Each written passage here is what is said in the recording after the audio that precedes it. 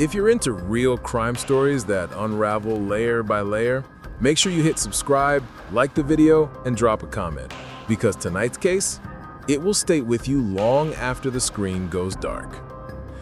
The night was cold enough for breath to fog the windows, yet the small silver sedan parked on the side of a rural road near the Illinois-Wisconsin border seemed untouched by the cold.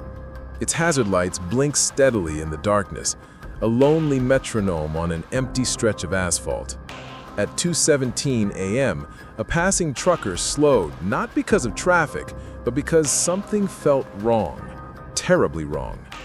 He would later tell investigators that the lights looked like the car was calling for help. When police arrived minutes later, the officers approached cautiously, beams from their flashlights cutting through the stillness. It was supposed to be a welfare check, nothing more, but as they neared the vehicle, the scene shifted from routine to horrific. Inside, slumped against the seats, were two young adults, a husband and wife, their faces still, their bodies motionless.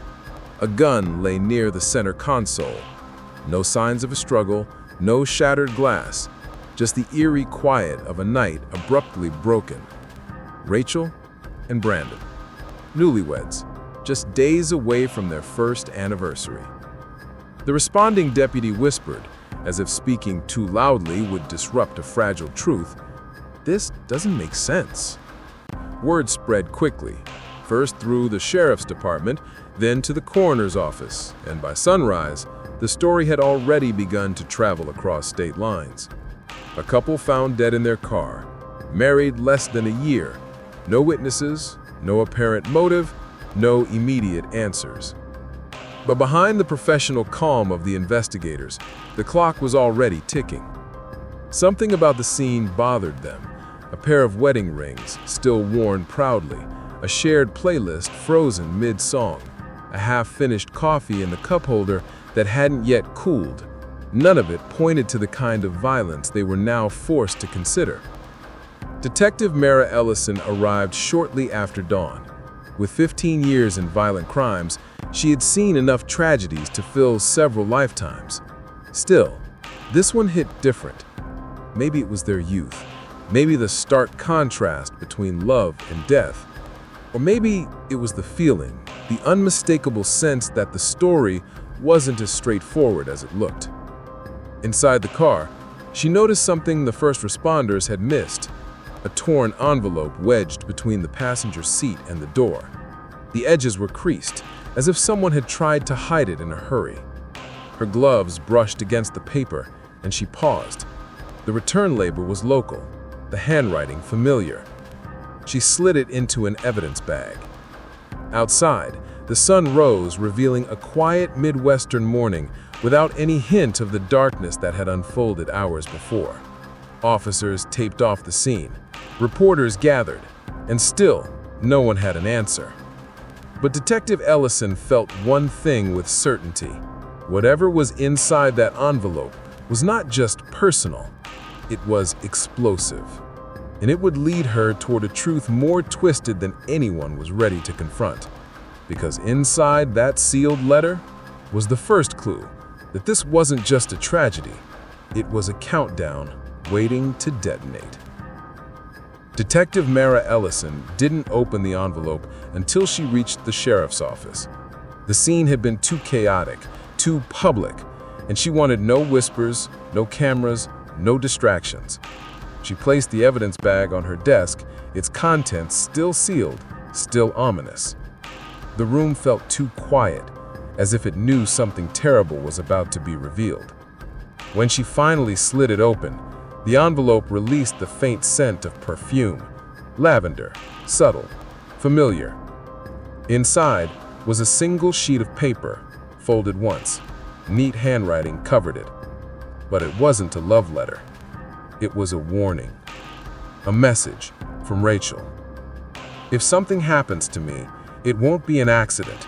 Someone has been watching us, following us, and I don't know why Brandon won't believe me. Mara stopped reading.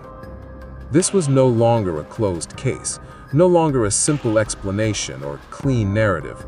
It opened a door, one that led straight into fear, paranoia, and the possibility that someone else had been involved.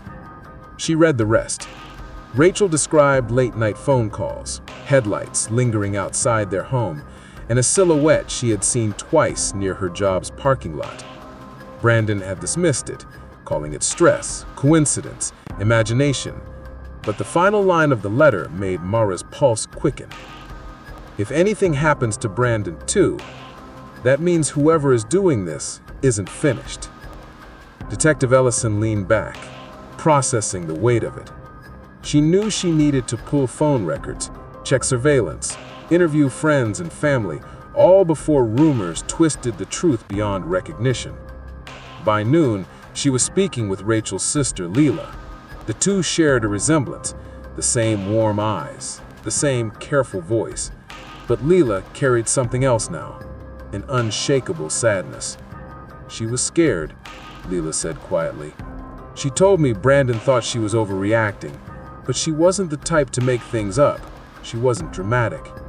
Mara nodded. "Did she mention anyone specific? A person she thought might be following her?" Leela hesitated. "Just a name, a first name. She said it once, a few weeks ago. I didn't even think about it until now." What was it?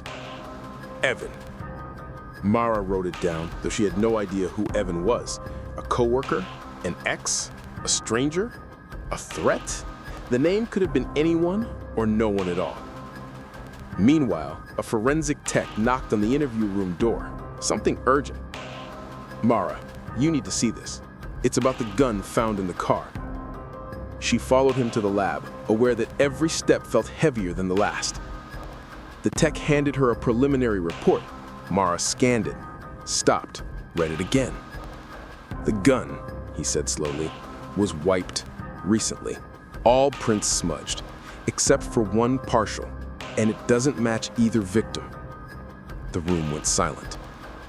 Someone else had touched the weapon. Someone who was not Rachel, not Brandon. Someone still out there. Mara felt her stomach tighten as she looked up. This wasn't a closed case. It wasn't even close. And the only question left was the one that chilled her the most. If the killer wasn't in the car, then where were they now? Detective Mara Ellison didn't sleep the night she received the gun report.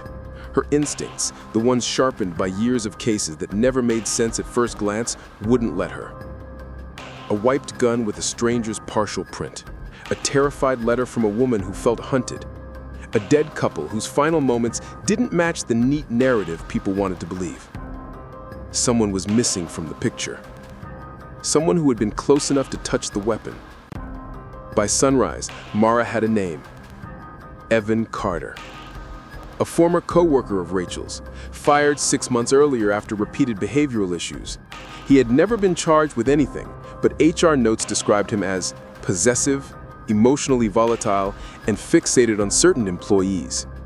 Rachel's name appeared twice. Mara traced Evan's last known address, a rundown duplex on the outskirts of Rockford. She didn't call for backup. Not yet. She needed eyes on the location before spooking someone who might run. When she pulled up, the neighborhood was still waking up. Dogs barking, a lawn sprinkler ticking. Nothing about the scene suggested danger, and that made it even worse. The blinds in Evan's unit were drawn tight. She approached quietly. Every footstep felt like it carried the weight of the entire case. She knocked. No answer. Knocked again. Still nothing, but then, from inside, a shuffle. Not the casual kind, the startled, panicked kind. "Evan Carter. Police, open the door." Silence. Then footsteps, fast. Mara drew her weapon. The door cracked open an inch, just enough for a single bloodshot eye to appear. "What do you want?" A voice rasped. "I want to talk about Rachel and Brandon." The door slammed. A lock clicked, then another. Mara radioed immediately. Unit requesting backup, possible fugitive barricaded. She stepped back, hands steady. listening. Inside, drawers opened. Something heavy moved. A window creaked. He was trying to escape. Sirens approached in the distance, but Evan didn't wait. The back door burst open, and he sprinted across the yard. Mara chased him, shouting warnings, the morning air slicing across her face. He wasn't running toward freedom. He was running toward a rusted pickup parked behind the house. "Mara, cut him off!" an officer shouted as units swarmed. She intercepted him just as he grabbed for something inside the truck. She couldn't see what it was, only that it was metallic and dangerous. "Don't do it!" she yelled. For a moment, Evan froze. His chest heaved. His eyes darted to the officers surrounding him. There was no escape, and he knew it. Then, trembling, he whispered words Mara would never forget. "I didn't mean for it to happen like that. I just wanted to talk to her. He wouldn't let me. He came at me. The gun went off. I panicked." Rachel's letter flashing in her mind. Someone has been watching us. Mara felt the truth settle like stone. This wasn't a premeditated plot. It wasn't a clean narrative. It was obsession, chaos, a confrontation spiraling out of control. Evan sank to his knees as officers moved in to cuff him. Back at headquarters, Mara pieced together the final timeline. Evan had followed them for weeks, confronted Brandon the night they died. A struggle, a shot fired in panic, then another. Panic turned to desperation. Instead of calling for help, he wiped the gun and fled into the night.